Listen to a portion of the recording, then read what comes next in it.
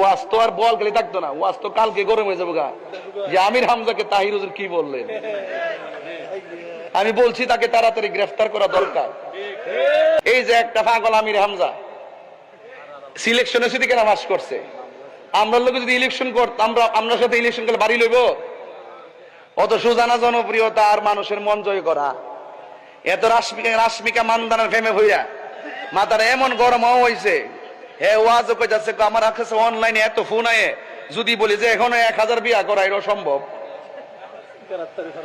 কালকে গ্রেফতারি পরোয়ানা জারি হয়েছে। এই পাগলটার কয়েকদিন রাখা দরকার। ওই এ জানে না বুঝে না, একবার নাস্তিক কইয়া বই রয়েছে। কতক্ষণ টিনে ঠিক না বেটি?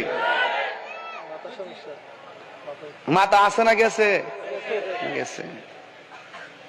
সিলেকশন হয়েছে দিকে হয়েছে না, 200 ফুটে ফাইল নইলে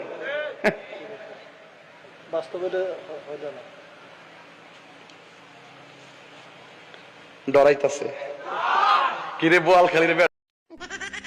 এই যে তাহেরি কি দেখছো, এই তাহেরি নির্বাচন করে নিজের সিটেই নিজে জিততে পারে নাই, এমনকি ওর এলাকায় ওকে ঢুকতে দেয়নি জনগণ।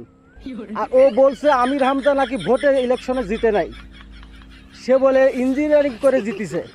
এই শালাগুলো পাগল নাকি ভাই? এদেরকে কারা দাউদ দিয়ে আইলে এই টাকাগুলো নষ্ট করে? এই টাকাগুলো ওদেরকে এনে না দিয়ে এতিমখানায় মাদ্রাসায় দিয়ে দে, এটি অনেক সওয়াব পাবি। এ ফালতু বক বক করে।